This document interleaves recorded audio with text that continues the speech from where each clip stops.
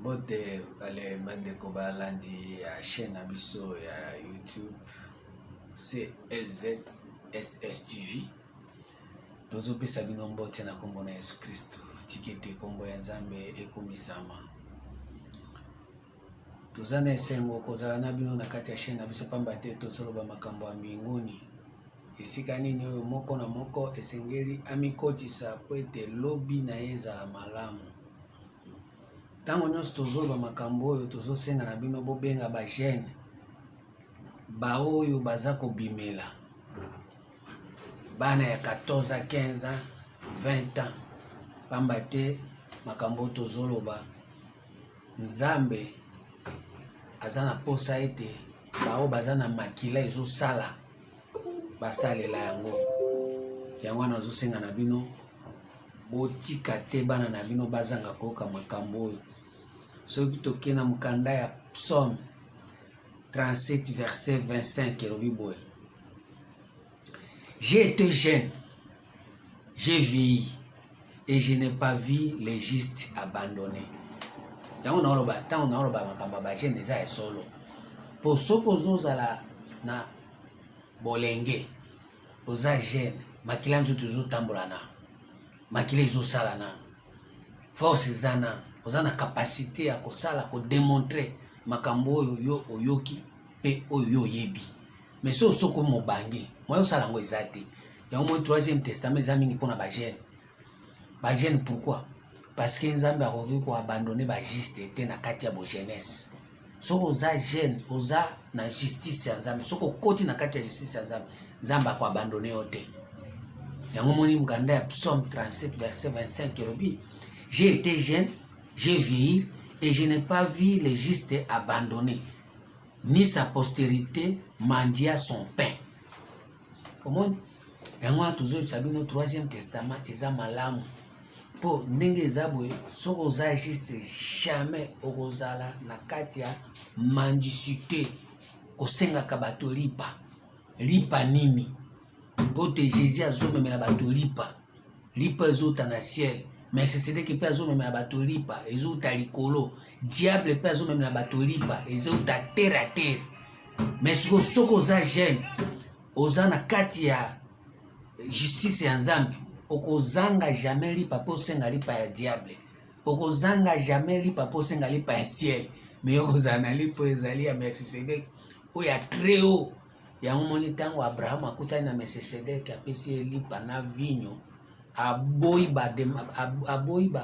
ba biloko nyonso ba roi bapesaka. Soki roi apesi eloko aboyi yango bina ozwa yango te, puisque lipo naza nango ekoki deja eza lipa ya likolo. Lipa ya likolo makambo tozolobela makambo etali 3e testament. Po soko koti na kati ya 3e testament okozala mandia te, okozala kati ya mendicité te. Muke ofungoli television bo yoki mutu moko azoloba kuna bazobelela bato awa bobamba bato ba veste osengeli pa wana. Koto ba opesa bato ba otongola bato osengeli pa wana. Koto ba otia bato ba bougie bazopesa bato ba bidon ya mai osengeli pa wana. Non, okoboya yango tout. Parce que yo zana no jeune ba juste yo bazana kati na yo bakozanga kalipa te balinga mi kati na nkolo. Po ete Jésus alobi moto ya kolia liponga na kopesa ya ozesu na posa ya lipata koka penza la te. Pourquoi? Parce que yo soko koti na kati ya boyebi bososoli na kati ya makambo eternité. Nani susu akomema yo na vie passagère? Nani okondimela ye? Nani akokosa yo po ete opesa bomo na yo na maboko na ye? Po yo okolinga Nzambe na motema na mobimba, okolinga Nzambe na ame na mobimba, okolinga Nzambe na force na mobimba, okolinga Nzambe na pensée na yo mobimba, okolinga pe prochain na yo o ezali Jésus Christ lokola yo moko, de façon que Jésus na kati na yo banda ko beta tolo, ce n'est plus moi qui vis, c'est Jésus Christ qui vit en moi. À ce moment là okozanga lipate molinga mikati na nkolo. Yango tozomemela bino 3e testament botika mtuma ngbongi.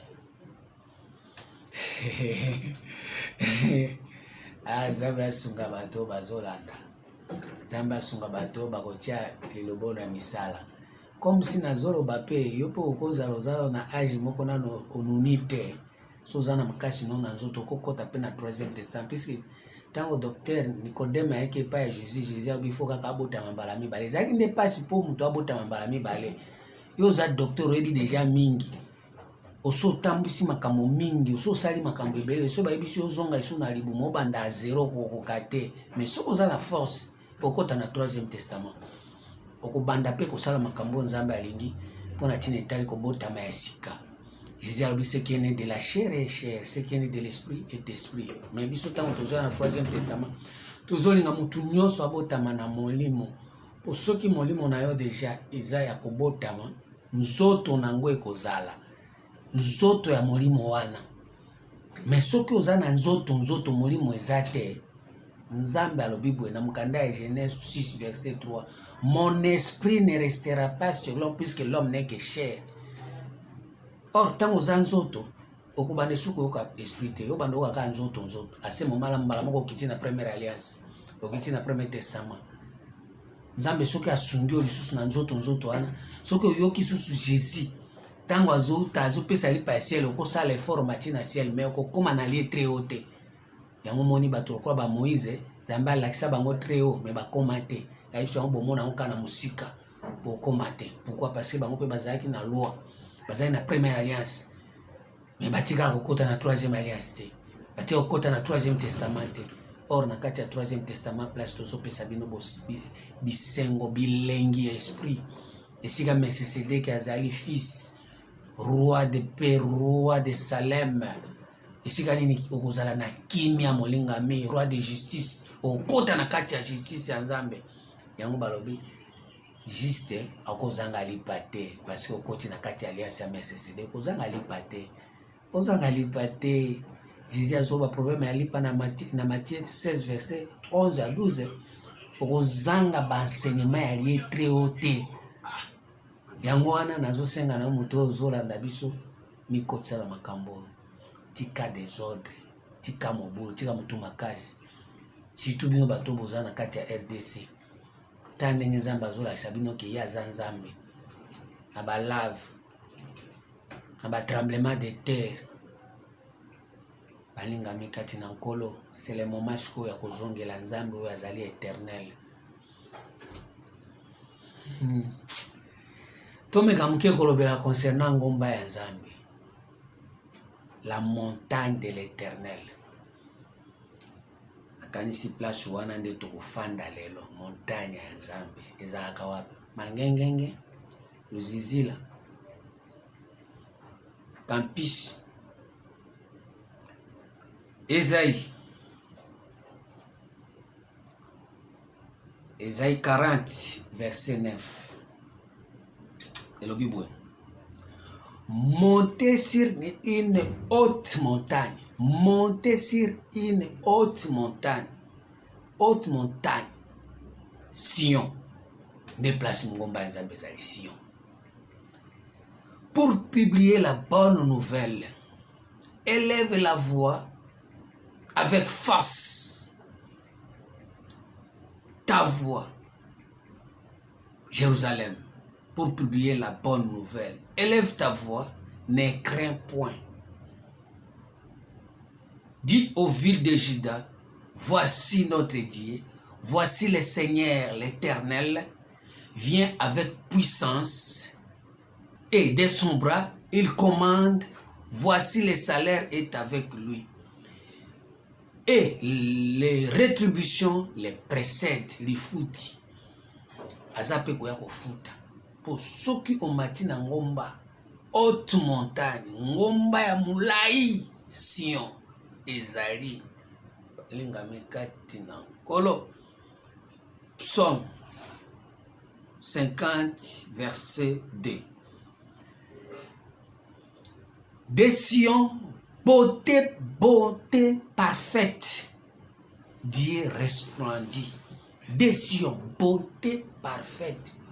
Na kati ya Sion na ngomba wana beauté ya Nzambe eza kuna eza parfait.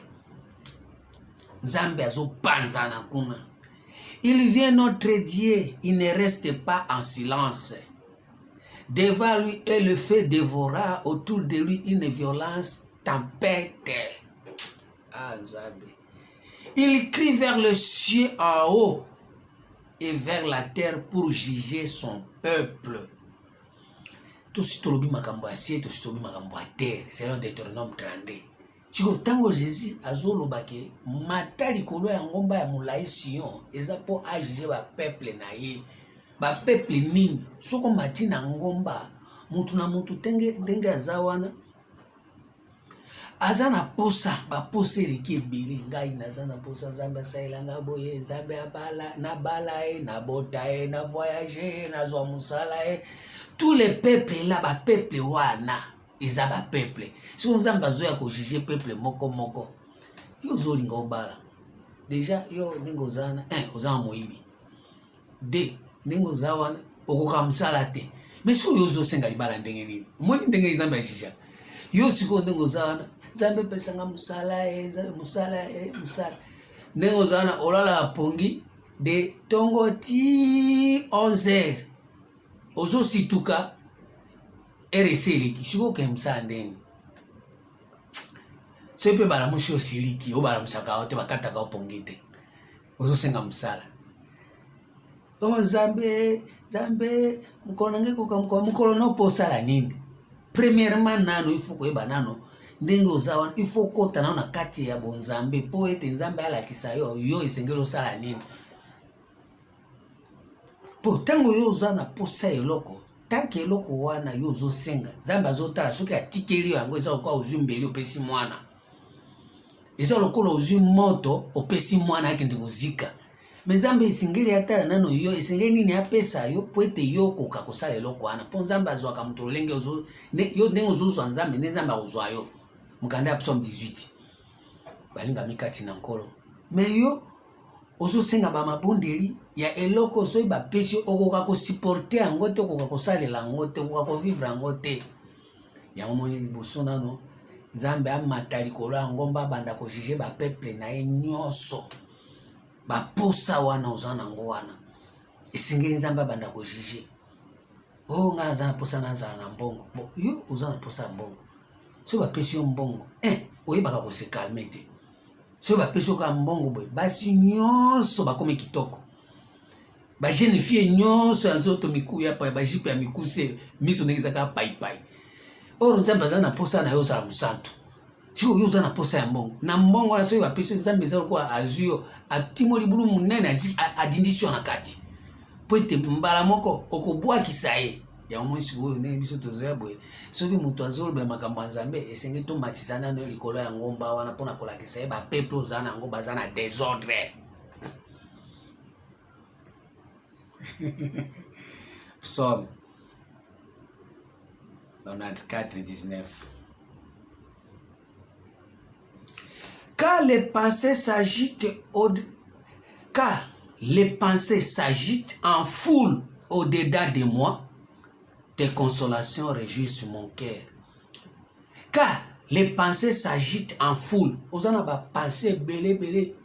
Isa foule mobimba, ba peuple belé. Na kati na au-dedans. Nzambe, umati mangengenge. Nzambe, ndenge Nzambe soki na zongi, uzopisa Nzambe ba promesse moko avec audace. Mais Nzambe, moto Nzambe pensée belé ba foule ba kati na ye.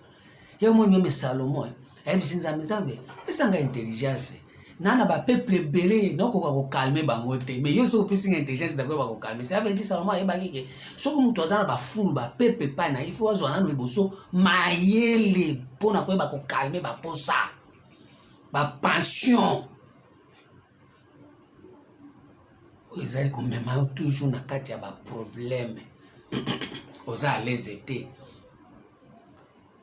Yo zolinga Nzambe asalela yo po prouver batu ke yo ndo zwi olinga mikati na nkolo vraiment Nzambe akondima vraiment po tambola na nzela moko Nzambe akotolere yo po yo zolinga prouver batu apesa yo po tango yo ko prouver batu wana Nzambe ozwa gloire po na hene na tira imana rankine na bakerere na yo wana balinga mikati na nkolo totala pe makamususu ulia kulongolana na motema ya hene ozana ngo motema ya rakini ozana ngo motema ya tiraimo ozana ngo me ozaka Nzambe pambola ngai Nzambe pambola apambola opo kende wapi yango il faut komata na ngomba moko ya mulai oyo eza Sion mpo bana kojuge bapeuple oza na bapeuple epele ngai azalaka na nganga moko nzoka nde bapense eza koagite en foule na kati na yo au-dedans de toi. Quand les pensées s'agitent en foule au-dedans de moi, tes consolations réjouissent mon âme.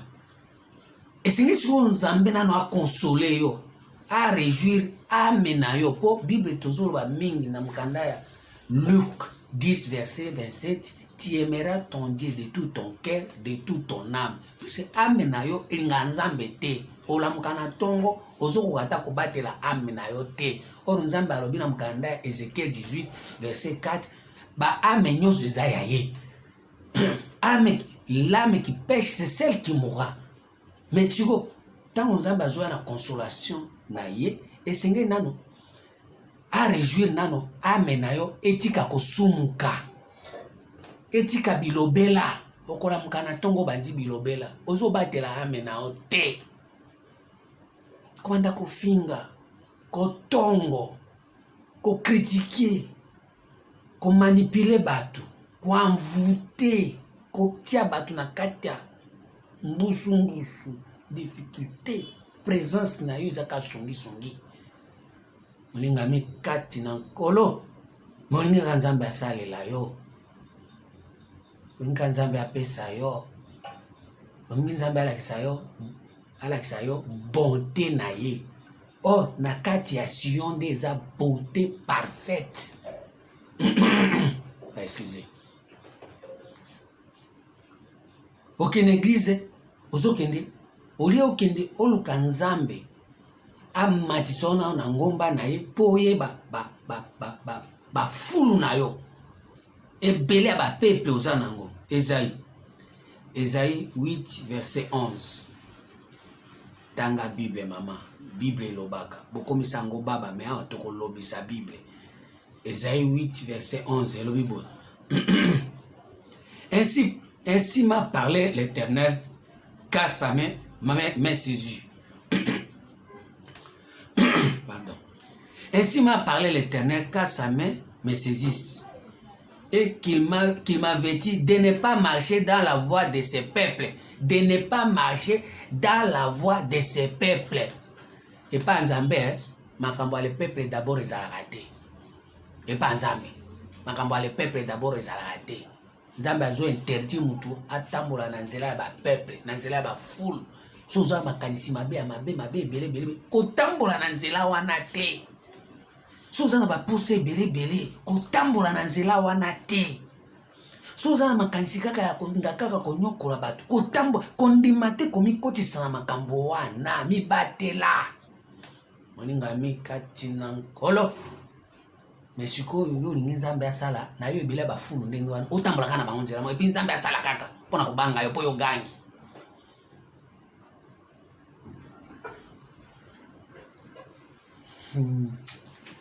Nzambe sunga milimo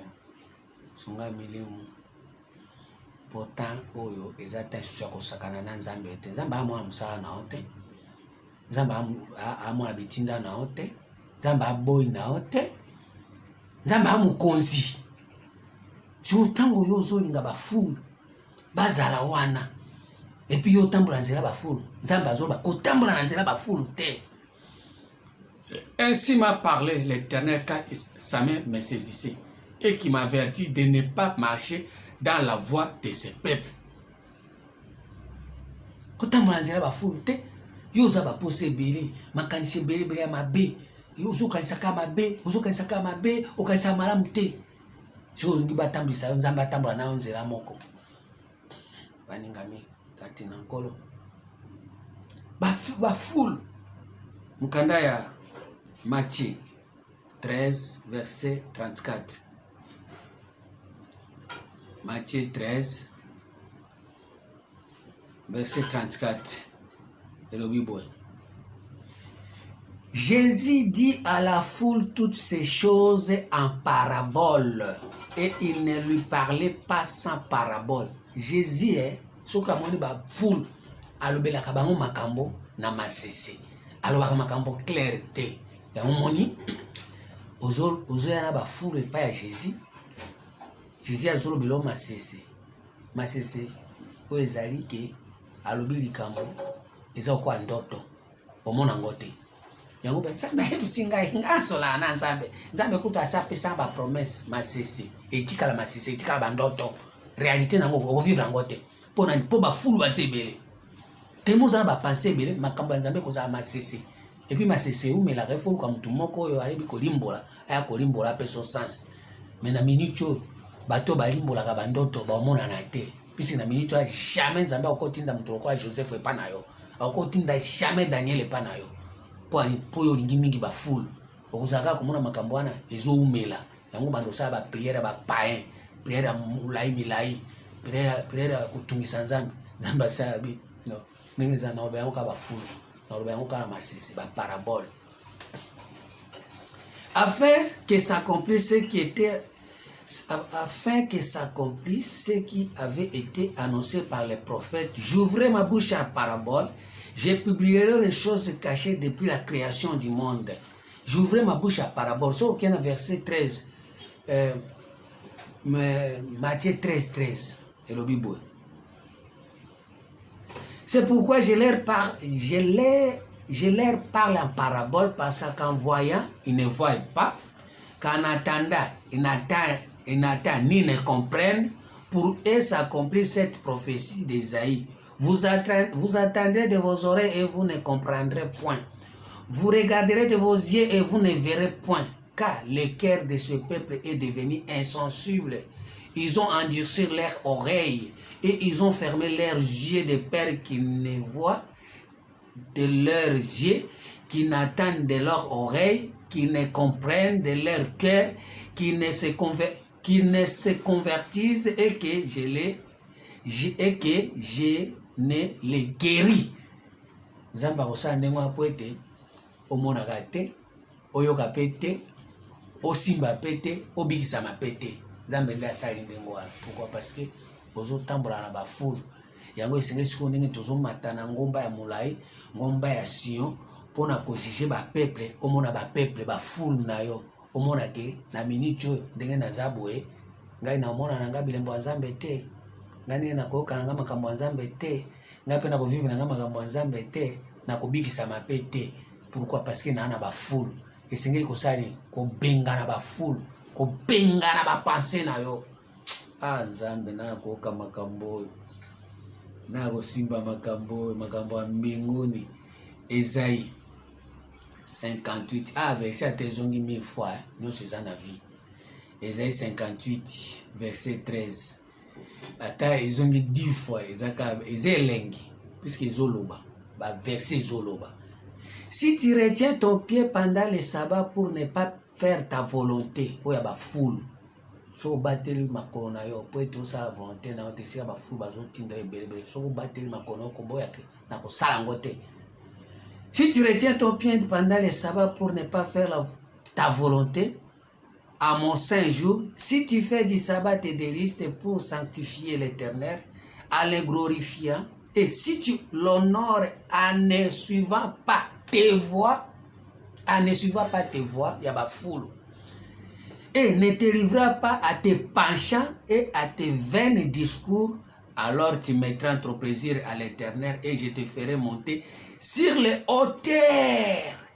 Je te ferai monter sur les hauteurs. Sinon, on sera toujours terre à terre. Tu seras toujours la queue, non la tête. Alors tu mettras ton plaisir à l'Éternel et je te ferai monter sur les hauteurs du pays. Je te ferai jouir de l'héritage de Jacob, ton père, car la bouche de l'Éternel a parlé. Moi, si vous retenir ma colonayo pour la volonté na yo teo ya bafulu, nzamba kotombola yo balima mikati na nkolo, nzamba komatisa siko na esika oyo ya lingi, esika nini wana.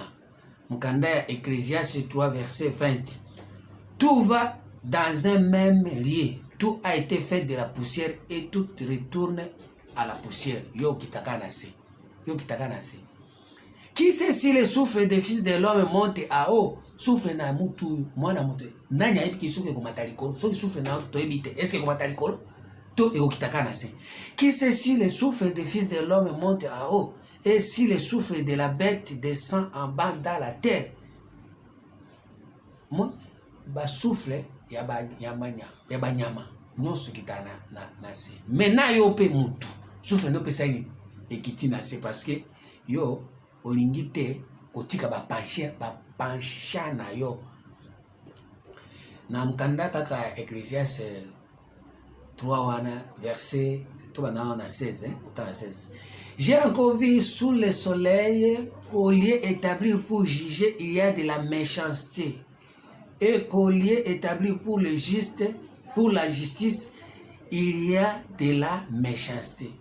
Au lieu, place on s'embattit, ezala, on a établi justice, mais on est commis de méchanceté. C'est-à-dire, quand on a salé la foule, place où on a, quand on a jugé, la foule où on a, méchanceté. J'ai encore vu sous le soleil qu'au lieu établi pour le juge, pour juger, il y a de la méchanceté. Tant aux autres juger, tant aux autres loba, tant aux autres fous la monoconayo, tant aux autres juger, tout le monde a méchanceté. Pourquoi bah fou de basawa? J'ai dit à mon cœur, tu jugeras les justes et les méchants, car il y a là un temps pour toutes choses, pour toute œuvre. Bah œuvre non sur ça, ça va juger parce que la minute ils ont pas ils ont appartiennent, il y a méchanceté, il y a pacha, il y a motema na yo. Vous savez déjà musala. Nzamba moni o azumbon il y a méchanceté. O azuri ba la méchanceté pour prouver bateau. O azuri musala pour prouver bateau. Et ça méchanceté. Ba œuvre non soit nzamba zo juger musiko. Musiko à ce moment na tant nzamba zo juger azomona yo mbala moko ozali moto ozana terre. Oza très bas, oza mukila, oza na ke. Oli ozala mutu. Alinga mikati na nkolo. Yangwana azosenga na moto ozolanda biso na minute oyo tikete kombo ya Nzambe oyo azopesa yo boyebi lelo esunga yo de façon que otika kosala babiloko eza bapansha ya motema na yo. Po soko ozosala makambo eza bapansha ya motema na yo okomata jamais na ngomba ya mulai oyo eza Sion. Okokita na ngomba ya se oyo eza ya diable. Yango moni to ba mingi na mukanda ya Matthieu 4 même Luc 4 diable peut tombola bato na ngomba na ye. Alakisi bango bomengo nyonso ya terrestre makambo buzoba. Abitala soko fukami nga na kopesa yo. Soko pe fukami pe akopesa yo. Akopesa yo. Mais eza courte joie, courte durée. Bénédiction eza na chagrin. Or, c'est la bénédiction de l'Éternel qui enrichit, qui ne fait suivre aucun chagrin. À part bénédiction éternelle, la bénédiction nyos ozoya. Et puis ça passe. Au monde aux musala aux mbongo depuis aux mbongo yo mozoko yo moko obandi kobela bela. Mbongo nyonso oli yango na kimia ozokenda ngo kotika ngo na ba ordonnance. Oge kotika ngo pa ba docteur makama kili malade bimiawa ezongiawa ebimiawa ezongia. Pourquoi? Parce que diable me doit bénir. Mbongo a bénédiction ya diable eza na chagrin. Ozaki na mbongo te, ozobela te. Et puis ata soko beli, osombika kisi ya 1000 francs obiki. Mais depuis okoma na mbongo, yo ozwaka ba hôpital kaka ya minene. Okendeka ba ordonnance ya minene, ya milai. Pourquoi? Parce que diable muto apamboli yo. Pona ba full. Yangwa tozolinga siko neti to matcha bi na ngomba ya mulai, o eza Sion, pour être to juger ba peuple. On a déjà que yo zan ba peuple belé et sengelo sa nini on se débarrasser nango. Nzambe po au moins ba peuple musa ba peuple zani Barabas yo Jésus yo opona bapona nani na tuna yo ba peuple bapona kanani na Barabas na Jésus et pas ba peuple bapona kanani Barabas brigand élection so pesi Jésus oza lumière, opesi ténèbres, oza Barabas, paolinga ténèbres, ba faina molili, ba toujours makambo nyonso mbinga compliqué.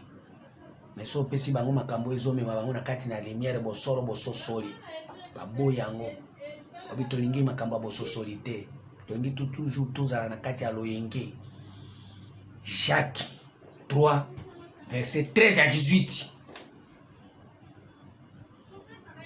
Oh, nous bon diga ko simba bibo tiena ma peka nzambe na nga. Jacques 3 verset 13.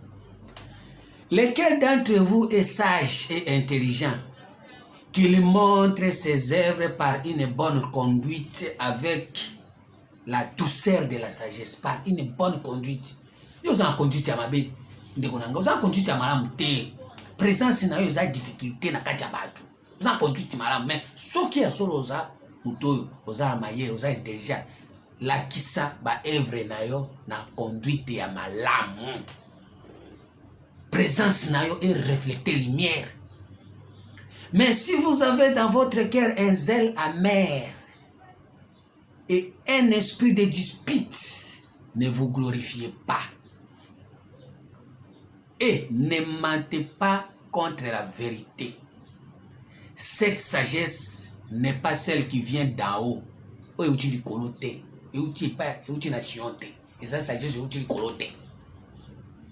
Mais elle est terrestre, charnelle, diabolique. Ezanga ite, eza Bible, papa, maman, ko inanga te, non tanga Bible. Ah, eza Jacques 3 verset 15. Cette sagesse n'est pas celle qui vient d'en haut. Eza makambo euti na Sion te. Euti na likolo te. Mais elle est terrestre, charnelle, diabolique, tiana bongo na yo. Car là où il y a un zèle amer, un esprit de dispute, il y a du désordre et toutes sortes de mauvaises actions. La sagesse d'en haut, soko tombo ami likolo, sagesse ya likolo, est premièrement pure, ensuite pacifique, modérée, conciliante, plein de miséricorde et de bons fruits, excepté de duplicité, d'hypocrisie. Le fruit de la justice est semé dans la paix par ceux qui recherchent la paix. Papa, maman, yo kakimiate, yo zaka mutu amobulu, mutu abulu yeke, ozoya bulu, mobulu, bimisi mobulu epi nde obimisi mbongo. Babi ya zaka ndengwana. Papa, tika. Eba ke sagesse wana eza diabolique. Eza terrestre, charnel. Eza sagesse ya diable, terrestre. Nzambe sunga bo bazolanda. Tikete kombo ya Nzambe ekumisama. Tikete kombo ya Yesu eyokana. Tikete Yesu azala mokonzi. Po nyonso alandi makambo oyo. Tikete Nzambe asunga ye. Amete yango en pratique. Po kombo ya Yesu ekumisama. Etikala bona kombo na Yesu Kristo. Amen.